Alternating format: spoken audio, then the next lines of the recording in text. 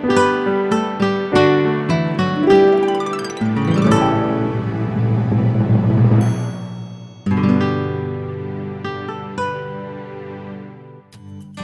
Gardening is a production of the Oklahoma Cooperative Extension Service as part of the land grant mission of the Division of Agricultural Sciences and Natural Resources at Oklahoma State University, dedicated to improving the quality of life of the citizens of Oklahoma through research-based information. Underwriting assistance is provided by TLC, Oklahoma's leading garden center, Southwood Landscape and Garden Center, Tulsa's source for great gardens, southwoodgardencenter.com. and the Oklahoma Department of Agriculture, Food, and Forestry, helping to keep Oklahoma green and growing.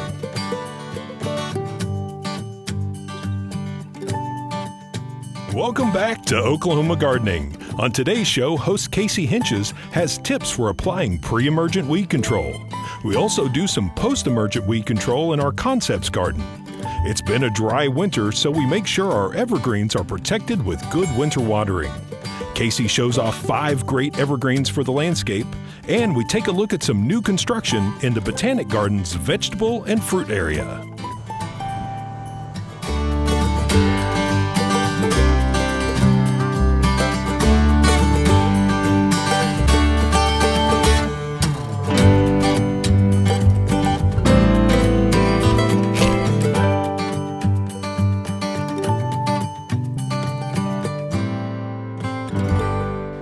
When we're talking about herbicides, there's 2 main categories that you want to be aware of. There's post-emergence, which are herbicides that are applied after the weeds have already emerged out of the ground and are actively growing. And there's pre-emergence, and those are herbicides that you apply to the ground prior to the seeds germinating and before they've emerged. Now, glyphosate is a post-emergent, and so it's going to take care of our weeds that are actively growing in our dormant Bermuda here. But we want to think about those weed seeds that are soon going to be sprouting this spring. And in order to get a head start on that, we're going to need to apply a pre-emergent.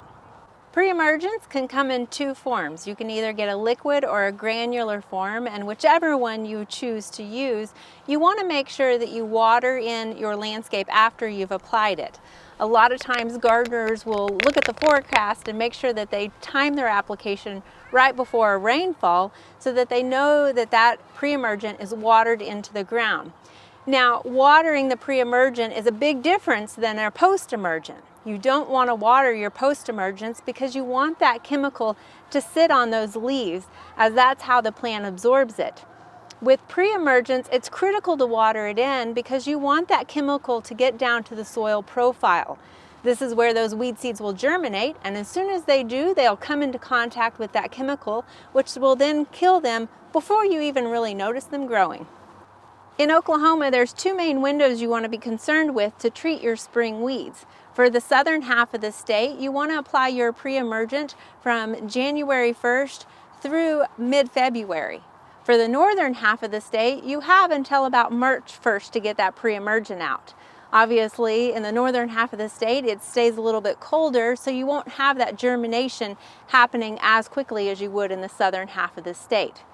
Now, sometimes the second application is necessary for season-long protection. It kind of depends on which pre-emergent you decide to use and also the environmental conditions of that season. Most pre-emergents, however, remain effective for 60 to 110 days. Now, an important thing to keep in mind, if you plan on overseeding your lawn in the fall, you want to make sure that you don't put any pre-emergents down on your lawn after July 1st. The point of a pre-emergent is to keep a seed from germinating. So if you're putting down lawn seed, it's going to prevent that seed from growing.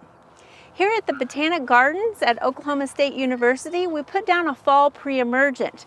Here you can see in this grass, the treated area, how well it's protected from our winter weeds. We used a product called prodiamine, and it does kill both broadleaf and grassy weed seeds as they start to germinate.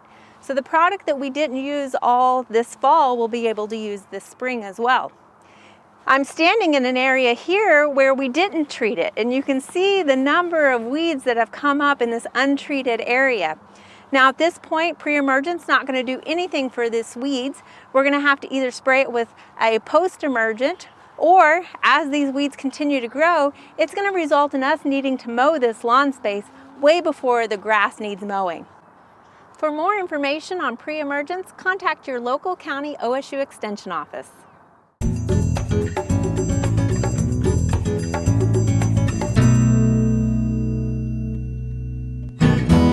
We've all heard the old adage that success is 90% preparation and 10% perspiration. Well, today we're going to do a little preparation in order to have success with a beautiful lawn this spring. In Oklahoma, a lot of us have Bermuda grass lawns. Well, in the wintertime, those lawns should be dormant. If you're seeing green vegetation in your Bermuda grass lawn, then that means that you likely have a lot of winter weeds. Winter weeds, or cool season weeds, are those weeds that germinate in the fall and they produce vegetation throughout those winter months, and then they will tend to bloom in March, such as henbit with those purple flowers. A lot of times if you have winter weeds, you're mowing those weeds down long before you even need to mow your lawn. In January and February, it's an ideal time to start taking care of those winter weeds. We're going to use a product called glyphosate. Now, if you're not familiar with glyphosate, that is the active ingredient in the commercially trademarked brand Roundup. It's like saying acetaminophen instead of saying Tylenol. Glyphosate is a non-selective herbicide and will kill any green vegetation that it comes in contact with. I say typically January and February is the ideal time to spray glyphosate on those winter weeds, because usually by January we've already experienced a killing freeze. So we know that our Bermuda grass is dormant, and by February we haven't had enough long periods of warm days that have brought that Bermuda grass out of dormancy just yet. Now, you always want to make sure that your Bermuda grass is dormant, and the best way to do that is to take a look at the vegetation and just check it and make sure that you don't see any green growth. You can see here there is no green growth in this vegetation, so it has gone dormant. Now, the roots are still viable, and that's what will regrow our lawn next spring. But the upper growth is dormant, and so we know that we can spray and it will be safe. If your Bermuda grass isn't dormant, then you run the risk of potentially killing it or harming the Bermuda grass as well. When you're mixing glyphosate, you always want to make sure you check the label first. A lot of times glyphosate can come in different concentration, and depending on which brand you bought, it depends on how you mix it, the ratio. So make sure you read the label. The label is the law. After reading the label, when we're mixing our glyphosate, a little tip is to add the water, the appropriate amount of water first, and then add the glyphosate next. If you add the glyphosate first and then add water, it tends to foam up, and it's hard to tell if you've added the appropriate amount of water or not. Now you can see that our solution here of glyphosate and water is translucent, and so it's going to be hard to determine where we've sprayed. So in order to help with this, we're going to add a tracker or a dye to our mixture here. Now this dye is just intended to allow us to see where we have sprayed. It's not intended to paint your lawn green or in some cases blue. If you have a lawn that is completely filled with green weeds, then the best approach is to do a sweeping method with your spray. You want to start at the far end of your yard, away from your garage or furthest away from the sidewalk or your house, and then slowly sweep the spray from the left to the right as you work your way backwards. It's kind of like mopping your floor. This way you won't paint yourself in a corner in essence. The other method that you can use if you just have a couple of areas that have severe weeds is to spot spray those areas. You can simply go and spray those areas, but be aware that even though you might not think you have weeds in the rest of your dormant grass, a lot of times there are small weeds that have already germinated, and because you haven't sprayed those, they will continue to grow, and you might see them later on in the season. Having January and February to spray glyphosate on your dormant Bermuda grass may seem like you have plenty of time to do this, but you really want a nice warm day. Ideally, 53 degrees to 77 degrees Fahrenheit is the best, most efficient temperature for glyphosate to work on those weeds. You also want to look at the forecast and make sure that there's no rain in the future so that we don't wash away all of that spray. Not to mention our Oklahoma winds. You want a day when there's calm wind speeds so that when you're spraying, the chemical isn't accidentally drifted onto other plants causing them harm. When you take into consideration all of these factors, it does reduce the number of available days in January and February that are ideal to spray glyphosate on your dormant Bermuda grass. But take advantage of these warm, sunny days because a little preparation and a little work now will give you success later on.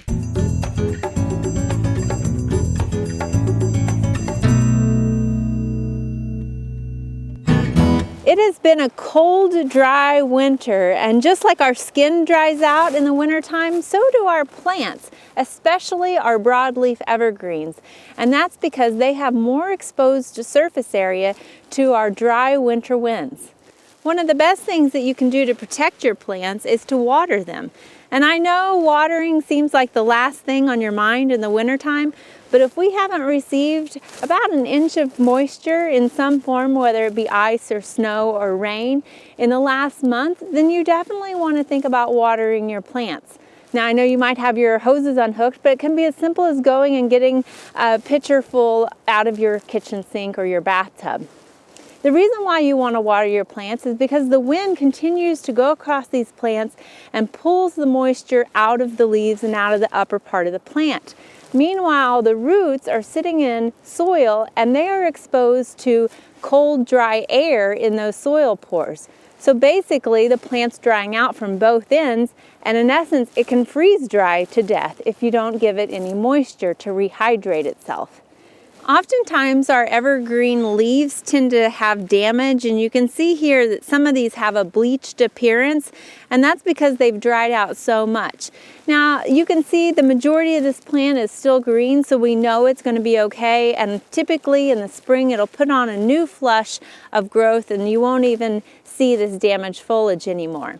If you have some shrubs that you're curious whether they're still alive or not because you're not seeing any green leaves, the best way to test that is by scratching the stem. And you can do a scratch test on any shrub really, and that's simply by taking your fingernail and scratching vertically along the stem to look for some green tissue underneath that bark. This is also a great test to do on your deciduous shrubs such as crepe myrtles and beautyberries and beauty bushes that don't have leaves. If you're curious about how they're doing this winter and you're wondering if they're still alive, you can just go and scrape vertically on that stem and look for green tissue. Now, if you don't see any green tissue and you've scratched in a couple of different areas, then that doesn't necessarily mean that that shrub is dead. It just means that the vegetation on the upper part of the plant is likely dead, but the root system may still be alive. Now, a lot of times in Oklahoma especially, we'll have shrubs that we refer to as dying back to the ground, and that means the vegetation above ground has died, but the roots are still viable, and the roots will push up new vegetation in the spring. The only way to really know whether the roots are still viable is to wait till spring and see if we have new vegetation coming up. If you have newly planted plants or very young plants, they tend to be more susceptible to winter damage. That's why, especially with broadleaf evergreens, it is recommended to plant those in the springtime. This allows ample time for it to establish a root system before it goes into the winter, as well as an appropriate time when it's going to get plenty of moisture and you don't have to worry about it drying out from those winds. If you're looking around your landscape right now and you've decided that you don't have enough evergreens or you think you might have lost some this winter, don't fear, because in the next couple of months is the ideal time to plant new evergreens.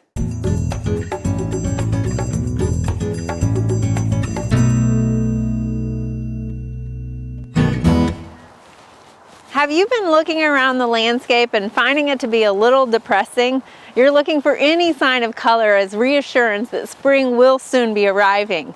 Well, perhaps you need to add some evergreens to your landscape. Now there's a lot of great evergreens to choose from for our Oklahoma landscapes, but you first want to look at the space where you're going to plant an evergreen. What are you wanting to do there? Are you trying to screen a view? Perhaps you want something with flowers or berries, or maybe you just want an evergreen ground cover. Well, we've got 5 great evergreens to show you. Number 1. Often our winter landscapes can leave us feeling exposed. As the leaves fall off of our trees, we're exposed to different winds, new sights, and even sounds that we might be hearing. Well, if you'd rather not be exposed to all these new winds and sounds and sights, perhaps you need to add a large evergreen plant. A lot of times we would use pine trees for this, but in the past few years, our pine trees have had some difficulty with diseases. I'd like to introduce you to this large evergreen tree. It is Arizona cypress, and it's a great, very reliable evergreen for Oklahoma. It prefers well-drained soils, but it is drought tolerant and hardy to zone 7. As a native to the southwestern part of the United States, it thrives in hot, dry conditions. Now, as it matures to a height of 20 to 25 feet tall and a width of 15 feet wide, you'll notice that the bark will start to exfoliate, leaving patches of orange and green on the trunk of the tree. But one of its most distinguishing characteristics, of course, is this lovely icy blue foliage. Number 2. Anytime we talk about evergreens, we always talk about junipers, and it's no wonder because they're so well adapted to a lot of different soil types, and they come in a range of sizes. Now, a lot of times when we think about junipers, we think about a green plant, but I want to introduce you to this one that has chartreuse new growth, and that growth then turns to this copper bronze color in the wintertime. This cultivar is called Lime Glow, and it's a relatively small creeping juniper. It only gets to a height of about 6 to 12 inches tall with a 2 to 3 foot spread. Number 3. We can't finish talking about evergreens until we've covered an evergreen ground cover for the landscape. This is blue spruce sedum, and you can see how it gets its name as the foliage does resemble a blue spruce, but it's much softer to the touch. As a succulent, it retains a lot more moisture in its leaves, and therefore it will be a drought-tolerant plant for you.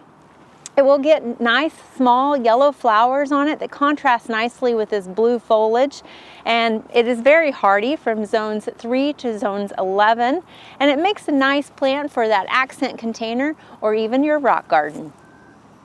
Number 4. Perhaps you're looking for a little bit more of a tropical appearance, maybe something to add next to your pool. Well, here we have a dwarf palmetto, and while it looks tropical, it is actually a native to Oklahoma and hardy to zone 7.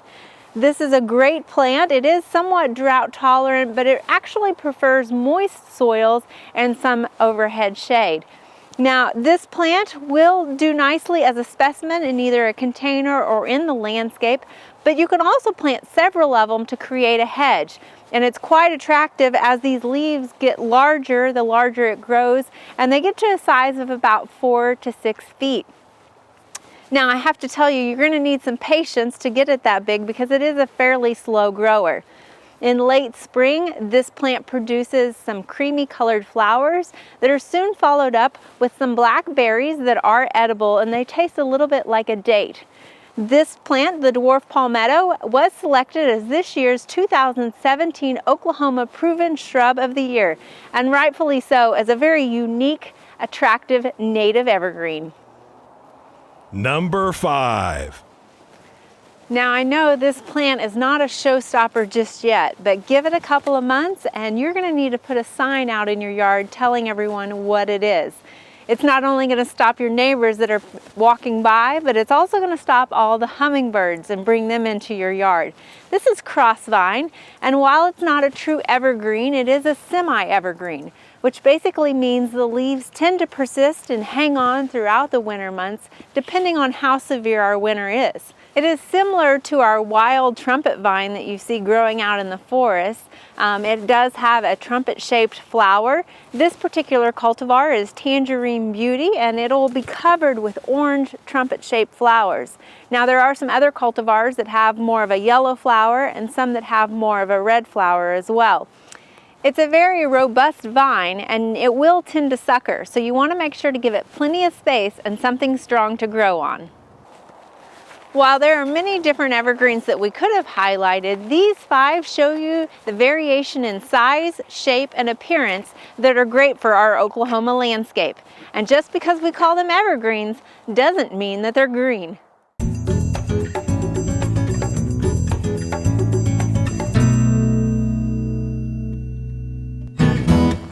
As many of you are probably doing, we are also doing some garden planning.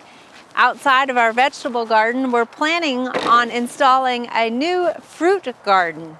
We've got some containers here that were left over from last year, and these are actually concrete feed bunkers that we bought at the local feed store, and they make really nice raised gardens. Now we've got some strawberries planted in here, and of course they're covered up for the winter time. But behind here, we're going to put some espaliered pear trees that will flank both sides of our entrance of our gate. Espaliered basically means like a candelabra, so the trees are actually going to be flat against the fence. This will be a nice pathway, and you can see we've already started working on the edging here. And over here, we're going to have it landscaped a little bit more. We're going to have some apple trees. You can see we've got one already planted. We'll also have some aronia along here. And then as we work our way down, we're going to have a container here that's similar to our other container that's down in that curve. And those are also feed bunkers. And inside those will be fig plants. Flanking either side of our south entrance into this garden, we're going to have columnar weeping persimmon trees. They're both columnar and weeping at the same time, and they're going to be like ushers standing on either side as you enter into the garden here. Now as we continue further east, you can see there's a bit of a slope, so we've had to build that up with some pavers here. And we've added some soil. We brought in a lot of soil to build this up. And we're going to amend this soil with both sulfur and also some composted pecan shells to actually lower the pH. In this area, we're going to plant about 5 or 6 blueberries, which like a lower acidic soil. We're also going to plant some columnar apple trees a little bit further to the south. As we continue further east, we've got our more traditional orchard where we've got trees planted in the lawn space. Here we're going to have some peach and nectarine and also some additional apple trees. And then finally on the east side of the fence here, we're going to have some black elderberries. And then in front of that, we're going to have some golden elderberries, which are a little bit shorter. So that'll be a nice contrast of color. We'll also have flanking on the side an Indian chokecherry. We just wanted to give you an update of what's going on here at the Botanic Gardens at Oklahoma State University. And if you're ever in the neighborhood, we hope you stop by and check it out.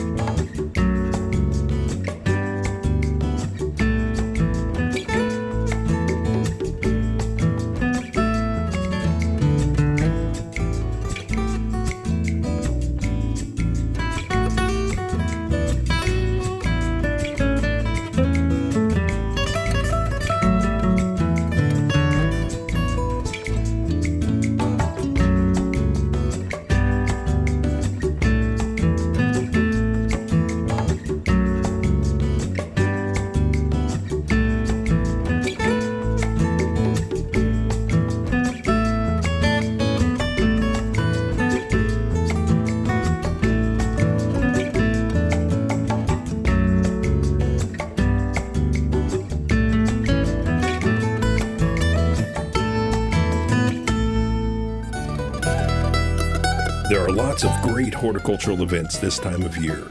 Be sure and consider these activities when you're making your plans for the weeks ahead.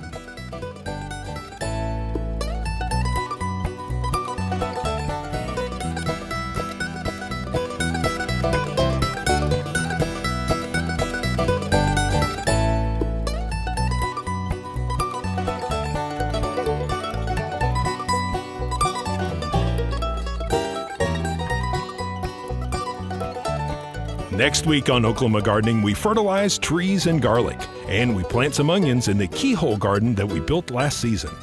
We're excited to be back in the garden, and we hope you're excited to join us again next week for more TV You'll Grow to Love. To find out more information about show topics, as well as recipes, videos, articles, fact sheets, and other resources, including a directory of local extension offices, be sure and visit our website, oklahomagardening.okstate.edu. And we always have great information, answers to questions, photos, and gardening discussions on your favorite social media as well. Join in on Facebook, Twitter, and Instagram. You can find this entire show and other recent shows, as well as individual segments on our Oklahoma Gardening YouTube channel. And tune in to our OK Gardening Classics YouTube channel to watch segments from previous hosts. Oklahoma Gardening is produced by the Oklahoma Cooperative Extension Service as part of the Division of Agricultural Sciences and Natural Resources at Oklahoma State University. The Botanic Garden at OSU is home to our studio gardens, and we encourage you to come visit this beautiful Stillwater jewel. We wish to thank our generous underwriters, TLC Garden Centers, Southwood Landscape and Garden Center, and the Oklahoma Department of Agriculture, Food, and Forestry. Additional support is provided by Pond Pro Shops, Greenleaf Nursery and the Garden Debut Plants, and the Oklahoma Horticultural Society.